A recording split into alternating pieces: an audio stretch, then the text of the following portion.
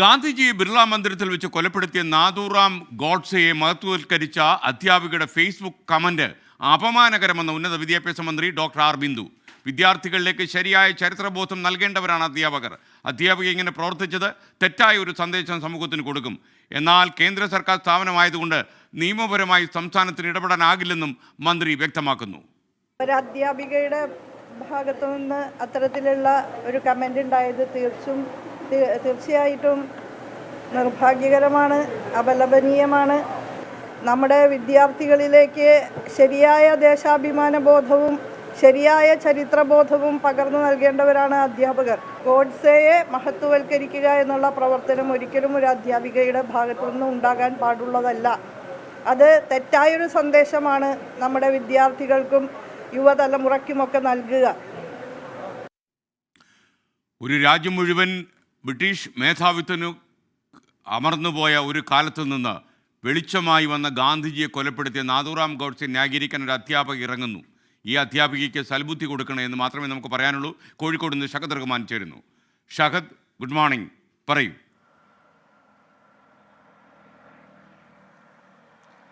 SKN സംസ്ഥാനത്തിൻ്റെ ഉന്നത വിദ്യാഭ്യാസ വകുപ്പ് മന്ത്രി ആർ ബിന്ദു രൂക്ഷമായ ഭാഷയിലാണ് ഈ NIT-യിലെ അധ്യാപികക്കെതിരെ രംഗത്ത് വന്നിട്ടുള്ളത്. ഇത് കേന്ദ്ര ഗവൺമെൻറ് സ്ഥാപനമായതുകൊണ്ട് തന്നെ സംസ്ഥാനത്തിന് ഈ വിഷയത്തിൽ ഇടപെടുന്നതിൽ പരിമിതികളുണ്ട്. പക്ഷേ എങ്കിലും ഒരു അധ്യാപികയുടെ ഭാഗത്തു നിന്ന് ഒരിക്കലും ഉണ്ടാകാൻ പാടില്ലാത്ത തരത്തിലുള്ള ഒരു പ്രവൃത്തിയാണ് ഉണ്ടായിട്ടുള്ളത് എന്ന കാര്യമാണ് പ്രധാനമായിട്ടും മന്ത്രി പറഞ്ഞു വെക്കുന്നത്. അതോടൊപ്പം തന്നെ വിദ്യാർത്ഥികൾക്ക് അറിവ് പകർന്നു നൽകേണ്ടവരാണ് അധ്യാപകർ. അവർ ഇത്തരത്തിലുള്ള പരാമർശങ്ങൾ നടത്തുമ്പോൾ അത് വളരെ മോശമായിട്ടുള്ള ഒരു നടപടിയാണ്. ഈ ഗോഡ്സെയെ മഹത്വവൽക്കരിച്ച അധ്യാപികയുടെ അഭിപ്രായം അത് നന്ദികേടാണ് എന്നൊരു കാര്യം കൂടി മന്ത്രി പറഞ്ഞു വെക്കുന്നു. വിദ്യാർത്ഥികൾക്ക് ശരിയായ ചരിത്രബോധം നൽകേണ്ടവരാണ് അധ്യാപകർ. ആ അധ്യാപകർ ഇത്തരത്തിലുള്ള പരാമർശം നടത്തുമ്പോൾ കുറച്ചുകൂടി ചിന്തിക്കണമായിരുന്നു.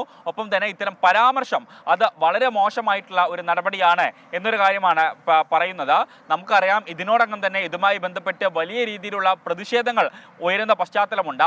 അതിൻ്റെ കൂടി സാഹചര്യത്തിലാണ് മന്ത്രി തന്നെ, സംസ്ഥാനത്തിൻ്റെ ഉന്നത വിദ്യാഭ്യാസ വകുപ്പ് മന്ത്രി തന്നെ ഇതുമായി ബന്ധപ്പെട്ട് ഒരു രൂക്ഷമായിട്ടുള്ള വിമർശനവുമായി രംഗത്തെത്തിയിട്ടുള്ളത്. SKN.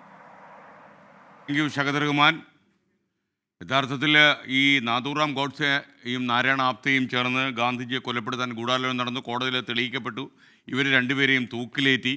ഇത്രയും പതിറ്റാണ്ടുകൾ കടന്നുപോയി. എന്നിട്ടൊരു അധ്യാപിക എഴുന്നേറ്റ് എന്ന് പറയുകയാണ്.